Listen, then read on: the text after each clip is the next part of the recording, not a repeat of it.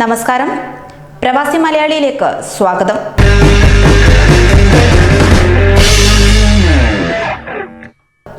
പ്രവാസികളുടെ ഹൃദയമിടിപ്പ് കൂട്ടിക്കൊണ്ട് ഗൾഫ് മേഖലയിൽ കോവിഡ് കത്തിപ്പടരുകയാണ്. മിഡിൽ ഈസ്റ്റിൽ 1,51,050 പേർക്ക് ഇതുവരെ കോവിഡ് ബാധിച്ചതായി റിപ്പോർട്ടുകൾ പുറത്തുവരുന്നു. സൗദി അറേബ്യയിൽ 24 മണിക്കൂറിനുള്ളിൽ 386 പേർക്കും ഖത്തറിൽ 216 പേർക്കും കോവിഡ് സ്ഥിരീകരിച്ചതായാണ് വാർത്തകൾ. UAE-യിൽ 24 മണിക്കൂറിനുള്ളിൽ 376 പേർക്ക് കോവിഡ് സ്ഥിരീകരിച്ചു. 4 പേരുടെ മരണവും റിപ്പോർട്ട് ചെയ്തിട്ടുണ്ട്. ഇതോടെ UAE-യിൽ കോവിഡ് ബാധിച്ചവരുടെ ആകെ എണ്ണം 3736 ആയി മാറി. നമ്മൾ എത്ര തന്നെ ആശ്വസിക്കാൻ ശ്രമിച്ചാലും തൊഴിലിടങ്ങളിലും ലേബർ ക്യാമ്പുകളിലും ഉള്ള പ്രവാസികളും ഇവിടെ നാട്ടിൽ അവരുടെ കുടുംബാംഗങ്ങളും കഴിയുന്നത് വളരെ നെഞ്ചിടിപ്പോടെയാണ്. അടുത്ത നിമിഷം എന്താണ് സംഭവിക്കുക എന്ന ഭയപ്പാട് മാത്രമാണ് പല മുഖങ്ങളിലും.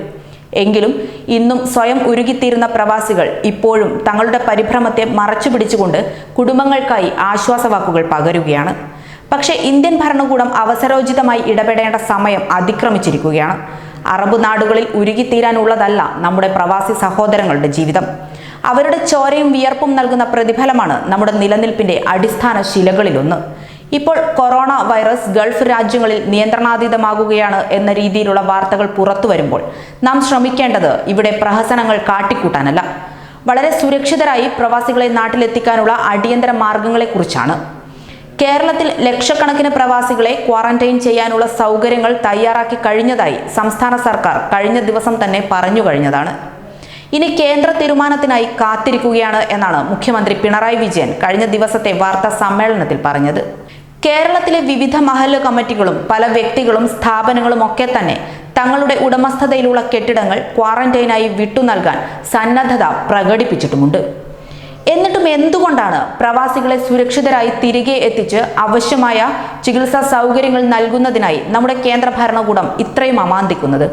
ഒരു ദുരന്ത വാർത്ത കേൾക്കാനായി നമ്മുടെ നേരം പുലരാൻ നാം കാത്തിരുന്നുകൂടാ. അതിനു മുൻപ് തന്നെ അടിയന്തര ഇടപെടൽ നടത്തി മെഡിക്കൽ ഫ്ലൈറ്റ് തയ്യാറാക്കി പ്രവാസികളെ നാട്ടിലെത്തിക്കുക എന്നത് മാത്രമാണ് നമുക്ക് മുന്നിലുള്ള ഏക പോംവഴി. ചുട്ടുപഴുത്ത അന്തരീക്ഷത്തിൽ എല്ലുമുറിയെ പണി ചെയ്ത് കഠിനാധ്വാനം നടത്തുന്നവരാണ് പ്രവാസികൾ. ലേബർ ക്യാമ്പുകളിലും മറ്റുമായി കഴിയുന്നവർ. ക്യാമ്പുകളിൽ ഒരാൾക്ക് രോഗം സ്ഥിരീകരിക്കപ്പെട്ടാൽ പിന്നെ അത് ഒരാളിൽ നിന്നും മറ്റൊരാളിലേക്ക് എന്ന തോതിൽ പടർന്നു പിടിക്കാൻ അധിക താമസവും വേണ്ട. പിന്നെ സാഹചര്യങ്ങളൊക്കെ തന്നെ നാം കണക്കു കൂട്ടുന്നതിനും അപ്പുറത്തായിരിക്കും.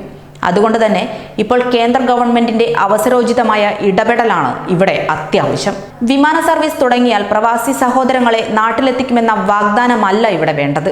അടിയന്തര വിമാന സൗകര്യം ഏർപ്പെടുത്തി നമ്മുടെ സഹജീവികളായ നമ്മുടെ നിലനിൽപ്പിന്റെ തന്നെ ആധാരമായ പ്രവാസികളെ എത്രയും പെട്ടെന്ന് തന്നെ സുരക്ഷിതരായി നാട്ടിലെത്തിച്ച് ക്വാറന്റൈനും ഐസൊലേഷനും അടക്കമുള്ള മുൻകരുതലുകൾ സ്വീകരിച്ച് ഒരു വലിയ ദുരന്തത്തിൽ നിന്നും രക്ഷിക്കാനുള്ള അവസരോചിതമായ ഇടപെടൽ കേന്ദ്ര ഗവൺമെന്റ് നടത്തിയേ മതിയാകൂ. ആ കണ്ണുനീരിനെ നമ്മൾ അറിയാതെ പോകരുത്. ആ നെഞ്ചിടിപ്പ് നാം കേൾക്കാതെ പോകരുത്. മറക്കരുത്, അവർ വെറും പ്രവാസികളല്ല, നമ്മുടെ നാടിന്റെ നട്ടെല്ലു തന്നെയാണ്. കൂടുതൽ പ്രവാസി വാർത്തകൾക്കായി ഈ ചാനൽ സബ്സ്ക്രൈബ് ചെയ്യുക.